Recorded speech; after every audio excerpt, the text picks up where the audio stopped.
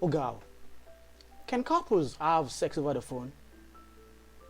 Is it not a sin? Having intimate time virtually. Wow. This world, what this world has become self-determining. Oh, these are a lot of questions that have been going around. And even couples cannot have sex over the phone. Or they can't even affirm love over the phone. Maybe that is what it means. This is one of the topics that the topic has been going on in our sex and covered group for Mr. and Mrs. And there were a lot of controversial views about it, and I decided to, make a video on it. And this is what we'll be looking at today: having an intimate time virtually, that is, you are not there together. Is it bad?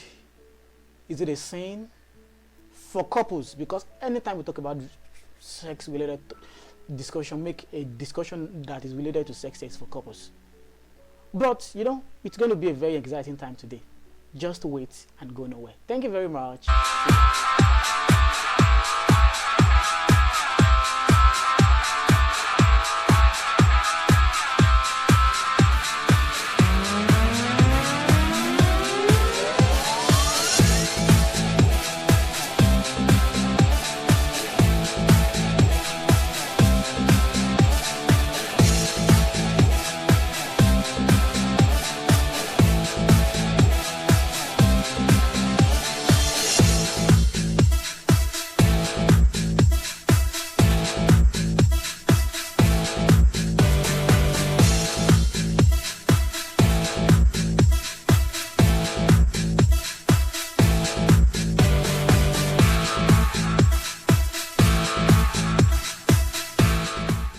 Pardon me, I'll be reading from my phone. Why? Because this is a topic that came up in one of our groups, a group specifically for married people, and it's called Sex Uncovered for Mr. and Mrs. This is a group whereby it's only married people that are there, husband and wives, or husband or a wife. So, and if you're married and you want to learn anything about sex, or there's something you think you're not clear about, or you need an environment where couples, married people, can easily talk about sex, reach out to us. Use any of the channels we have, maybe the phone number on WhatsApp, or any of our link to social media mechanism like Facebook, Instagram, TikTok. Just send us a DM. I'll be making reference to this teaching from 3 angles. Number 1, I'll be making a reference to it as a sex coach. Yeah, Mr. Regen, the sex coach of Regen Relationship or Sex Uncovered. I'll also be talking as an IT expert. Yes, professionally, I'm an IT person, and I will also be talking as a Christian. So in no particular order, I don't know the order will follow, but I'm just going to be bringing up the points I made. Those things are listed out when I was talking with the people in the group. You may be together today, and sometimes something unavoidable can just come around and just set you apart. Maybe one of you need to take a training. Maybe you get a job. Not even in this present world when it is very difficult to get a job. Or you were promoted, and maybe the husband needs to leave. He was promoted to leave. Many people, one of the things people were really saying in the group was that, yeah, leave your job to save your marriage.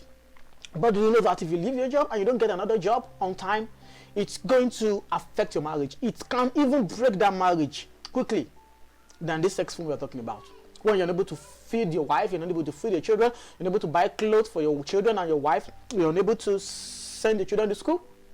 That can even frustrate the marriage and make it break up. That can even open the woman herself to temptation, because when she doesn't have what she wants, and maybe God forbid the woman is not even working, she's not independent, if she depends solely on you. So it is very difficult for us to just say the man should just leave his job and come, or for us to say the woman should just go and meet the husband where the man is. Let's say they're in Lagos and the man is in Jos, and you say the woman should go and meet the man in Jos. It's not that easy. Just because of sex? Just for that moment time, or to meet him, to go and stay over there with him permanently? Okay. Now, what if a situation whereby you already have children?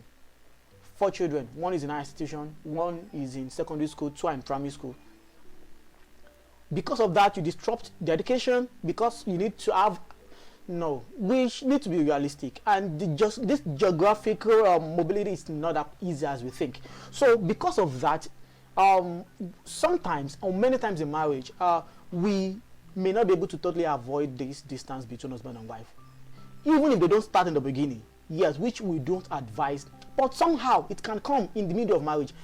Another example is this era of Japan, when everybody wants to travel out. You want to go to Canada, you want to go to UK, you want to go to the United States of America, and it's mostly because it's becoming difficult for people to move as family when you're not meeting up with certain criteria to make you permanent residents. And most of the time, the easiest thing now is for people to go as to study, except for UK that really allows people to go as families. Other countries like Canada, America, it may not be that easy for you. In fact, most times they would not really honor your visa if you are going back, because if you are going traveling as a student, because they want you to come back home, so they want you to have a tie back home, and one of your strongest tie is your family. So in a situation whereby you want to make a greener pasture, it's possible that the husband wants to go first, get a stay, and invite the family over. These are situations we cannot totally avoid. But yet, what happens? It will not stop us from having our feelings, our emotional feelings, our sexual feelings as a man, as a woman. And I believe this is one of the things that has actually resulted back to why people now need to connect. At a point, you need to just discuss with your husband. You will even physically, because your husband is not around, because your wife is not around, that will even make you to miss him or miss her more. And you need to connect. You need to talk to your wife. And in the process, now let me just tell you this. You pick up your phone, you're calling your husband on a voice call, and you're saying, "Oh, I've really missed you so much." That's erotic. When you start saying, "Oh my God, I don't know how I would see it, as if my world is falling apart. Even now, I've missed your touch." You are saying a lot of things. "I wish you were here now. You would have touched my body."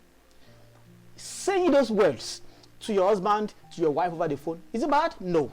Now, what now makes it different in this regard? Because it involves the use of video. Well, maybe because you now need to do a video call, and maybe because of that, we're going to be changing the word phone sex so that it will not really sound so awful the way we think it is. And I'm not just saying it's bad or it's good, but you will be able to deduce this while we're discussing. So now, let's just start picking some questions. Number one, phone sex can be in many ways. It is not until many people believe that, okay, when we talk about sex, is until it becomes penetration. No. That when the penis gets into the vagina. No, that is not the only situation whereby we have sex. There are, when people are talking about a lot of things, there are some sexual activities that do not involve the insertion of man's genital into the woman. So, for example, when we are talking about phone sex, it can come in many ways. It can be in erotic chats, it can be nude calls, exchange of medias, like people share images to each other, or voice notes, or they even share videos with each other. Those are many ways through which phone sex can come around. Now, it's not all about penetration or all the likes, because I want us to have a balanced understanding. In marriage, is it a sin? To my mind, it is no. Now, unless you have, maybe I've not read my Bible to that portion, because I'm not trying to put anybody astray, but at the same time, we should not point any guilt where it doesn't exist. And I'm going to prove all these things to you biblically. I'll prove them to you, and God gives us the little time to be able to do a good justice to what we're going to be talking about. And is it a sin? To my mind, no. Is it dangerous? Maybe, and maybe not. Can it lead to other unhealthy things like addiction, lack of self-control? Yes. I want you to get that.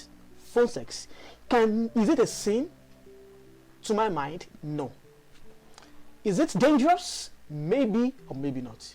Can it lead to other unhealthy things like addiction or making you to lose control over time? Yes, it can. So, which means this practice has its own negativity and positivity. That is what I wanted to know. Now, take note that every good thing has a tendency of being abused, including food, game, friendship, job, even ministry. Every good thing can be abused. And I brought the word ministry into it can be shocking to some people. If you are focusing on your ministry, you are working for God, and you neglect your family, you have abused it, because your family is your first ministry, is your first call center of God's call. First center of God's call to you. So Any good thing, working for God, is it bad? No. But in doing it at the detriment of your family, of your marriage, is it right? No. Which means every good thing, everything can be abused if we don't take caution. Now, I mentioned, I've mentioned friendship too. Now, it is good to be a friend, to have friends, but friendship can also influence you. They said, show me your friend and I'll tell you whom you are. The circle of friends we have can determine the kind of things we find ourselves doing. And I mentioned food. In short, generally, if you don't have the ability to have what we call delay gratification, that whatever comes to your mind like this, you must have it. You feel like having sex, you must have sex. No. You feel like eating food, you must eat food. No. If you don't see that food, you have to steal it. Everything like that is bad. Is food bad? No. But inability to control yourself, that is what the Bible refers to as self-control, is the fruit of the Spirit. So when we talk about phone sex, it depends on what you're doing and with whom.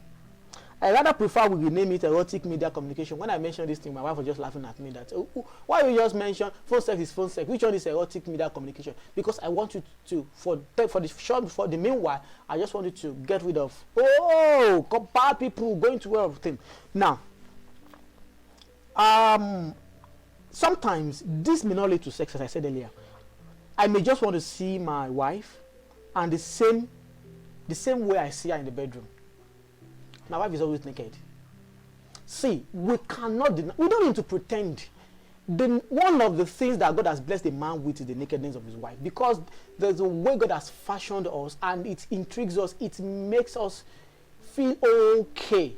That's why do we say women should wear sexy nightgown for their husband? Why do we say why do men go to gym and develop six packs for their wife? All of these are for enticement. All of this is to make you attractive to your partner, and that's one of the things that nakedness does. Nakedness does to you. And maybe my wife has been away from me. Definitely, I need to miss everything about my wife. I don't need to hide my feelings. I don't need to pretend. I need to miss everything about my wife. And sometimes I may have missed her nakedness. Now, if she comes into the room naked when she's with me, is that a sin? No. Okay. If she's naked on phone with me, is that a sin? Does the phone make it a sin? No. But is it dangerous? Yes, it is. That was why I said initially that I'll be looking at it from different angles as an IT person, because I'm going to mention, I won't end this teaching or this exposition without talking about the danger part of it. I may just want to hear those erotic words. Everybody loves it. Don't let us pretend. There's no bad word in marriage when it comes to love. Whatever you want to say, if it's my sugar and my tea, you want to talk about the F word, you want to talk about the P. See, you are free. I will say it. You are your husband's war. You are your husband's prostitute. You are your wife's war. Be free with yourselves. God has blessed us with. Oh my God. God created sex. God created our nudity. God created all these things. God fashioned a woman with breasts, with shape, to entice a man, the husband, sexually. So we cannot be older than God. That's why many of us, if we were God, we will not put. That's why many of our pastors will not read the book of Songs of Solomon. From today, they gave their life to Jesus Christ till the day they will die. But what is the Songs of Solomon doing in the Bible? That's to give an idea of what? Of how God is also concerned about love, about emotion, about romance, about sex, as long as in the confine of marriage. One, as long as it does not involve selfishness. Because if you are enforcing your will on your partner, that is where another trouble comes in. Now, let me just go. I may have been sexually provoked goes by a person or an event, and I need to dispel it through my wife.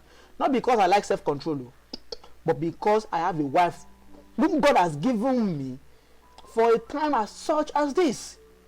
And I have an avenue to do this. Why bond myself with unnecessary pressure? You might have faced an event whereby maybe somebody has seduced you. Maybe a woman has dressed so provocatively that it registers in your head. Let me tell you, that is the way it is. When you see a woman dressed, yes, that does not mean you should fall. That does not mean you should keep talking about it. But let me tell you, it registers. It is biological. It registers. The same way you will not forget that you saw somebody that fell into gutter. The same way you will not forget that you saw an accident on your road on your way to the work. The same way is you won't forget when you see a woman that is dressed in a way that suggests something to you. But as someone who has self-control, you should be able to let it not control you. But it's there. That is why Paul said everybody should have his own wife. When it wants to become a pressure, that is when you have your partner, your husband, and your wife to help you go through it. That is one of the helpmates, to help you go through it. So now, why do I need to burn myself with pressure?